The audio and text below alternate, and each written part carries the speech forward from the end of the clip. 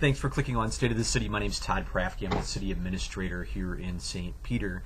It is August 19th, and I've been meaning to tell you this for a little while now. Someone introduced me a couple of months back to a new term, vlog, V-L-O-G, and that stands for video blog, and that's what we've been doing here for 3 or more years or so. Anyway, I might use that term in the future.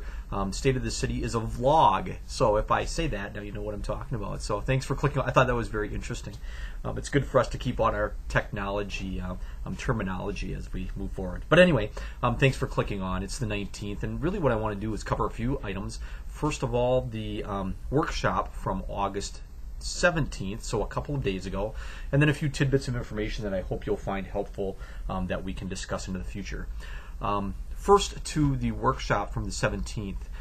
We had a number of different things on the agenda, one of which was Southern Minnesota Initiative Foundation. Its CEO, Tim Penny, was with the City Council and talked a little bit about some of the services that Southern Minnesota Initiative Foundation provides. They've done some great work in our area, and specifically in St. Peter have done a number of really cool things with us, and so we really appreciate their resources, their expertise, and him making time to come and update the council as to what's going on.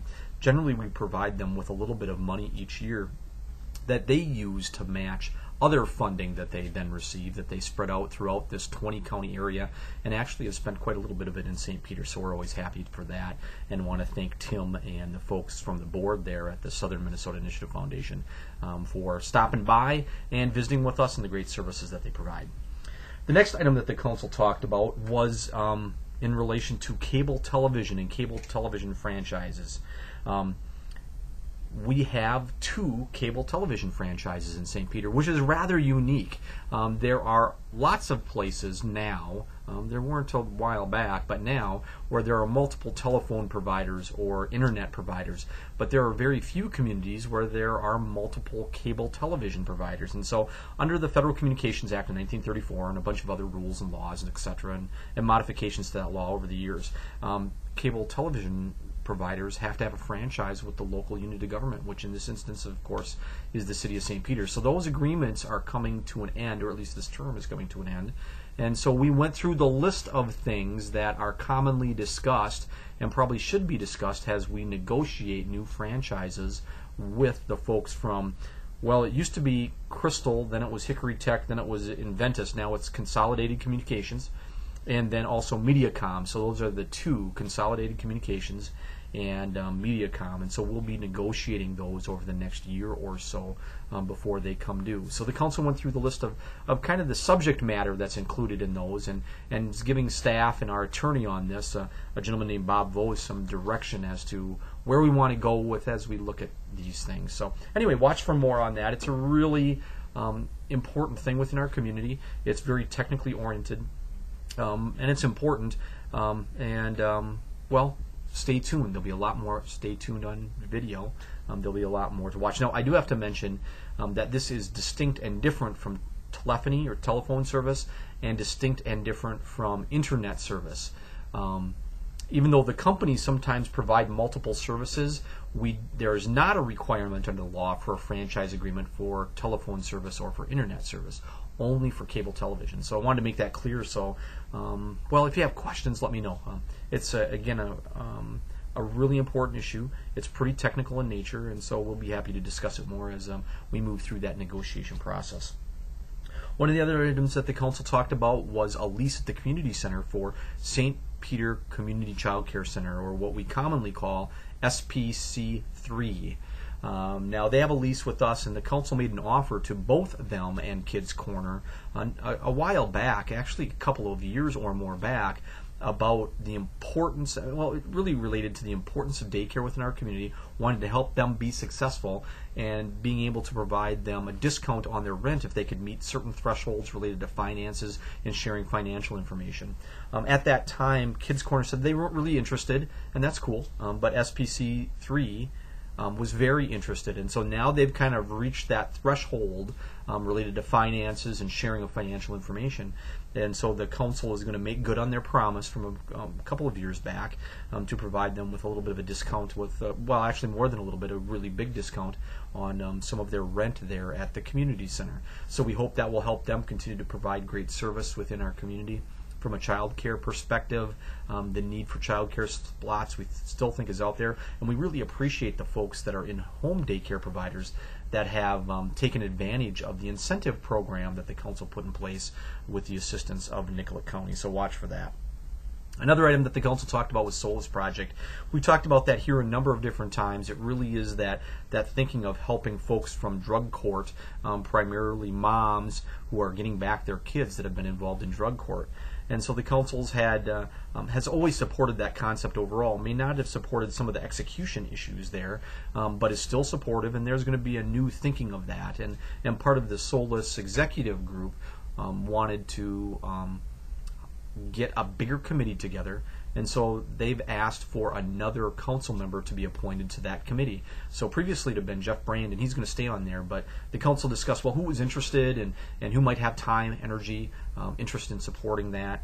And so Roger Paris raised his hand and said, yeah, I'll be interested in doing that. So I think they'll be looking to appoint him as that second committee member on that Solace steering committee, and they're likely to do that on Monday night, just a little bit less than a week from now. The other thing that I want to visit about is the city-school partnership. Now, I've written about this in the hot sheet. You've seen a lot about this in the newspaper and all kinds of things. And a couple of things with this. First of all, there's a lot of work that's going on, just a lot of work in thinking about the property that's on the west edge of town, just off the Fort Road or County Road 5 or Broadway, sometimes we call it Broadway, out there, that the city purchased about 75 acres and the school purchased around 60 acres. And what we're doing together. And so I want to show you a map here. So this gives you an idea of what we're looking at. This road is the Fort Road, and the north is, of course, to the top there, and the south is to the bottom.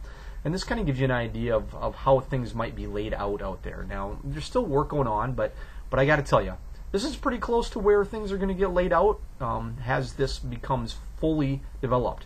This might not be exactly how it looks in 2017 or 2018, but as the property is fully developed and we kind of grow into it a little bit, and as we develop more things, this is likely what the final layout is going to look like.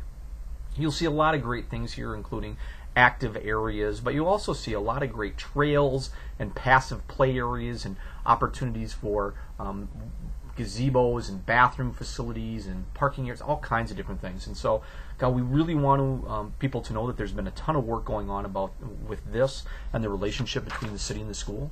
And so that's been great. It's hard work. It's hard to be partners with someone sometimes. It's very hard because you don't always share the same goals 100% of the time. Sometimes there's some gaps in there about what you really want to do or don't want to do, and so that's part of the discussion. But I think it's gone very, very well, and we do want to alert folks that on September 9th at the Community Center and the Senior Center, there's going to be a show and tell where there'll be this kind of map there, and there'll be tables that talk. One will talk maybe about exactly the school building, and one will talk about the city park facilities, and one will talk about the roadway and what might happen in changes to the roadway and some other things. So watch for that. That'll be a really important thing for a lot of people within our community. And so we're excited to bring this back and really kind of show and tell about the work that's gone on and how things have gotten to where they are and solicit some input. I got to tell you that it's great for people to come and provide input, and we're looking at that. But if you come and provide input and say, well, the school building should now be up here, that probably isn't happening. But we really want to hear some of the ideas that folks have related to, God, are there some tweaks that can be made to really make this work well for you, for the community overall? And so, again, we're excited about that. That's going to be on September 9th at the Community Center, Senior Center, between 6 and 8. So watch for some more information on that. Now kind of to the tidbits, a really important one. We're looking to hire building supervisors. And so the end of the application process is, well, tomorrow on the 21st at 5 o'clock. So if you're interested, come on and get that application, fill that baby out, put it in here. We would love to hire folks to help take care of that community center building during the hours when the offices are closed. We've had a great season at the pool. There's only a couple days left. The 22nd is the last day at the pool, and if you bought a family pool pass, you got the best entertainment value for your money that there is within the St. Peter community.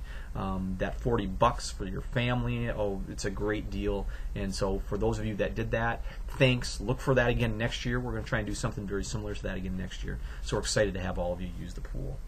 I also want to mention the hot sheet. If you haven't seen the hot sheet, you need to get that hot sheet. And here's some ways that you can get it. You can see it on our website. You can email us up here, and we're happy to send it to you, put you on us our blast list or distribution list. You can talk to us or look at us on Facebook, and here's a place where you can call us. But we want to promote the hot sheet, which is our weekly news letter that comes out via email. You can also see it at the community center and on our bulletin boards kind of all around the city facilities. And boy, with that, I want to send a shout out to Don Reeder. Don from the League of Minnesota Cities. Don is an avid watcher, so thanks, Don, for watching. We really appreciate that, and we really appreciate you taking the time to click on our vlog, State of the City. Thanks again. Hope to see you again in a week or two. Have a great rest of your week.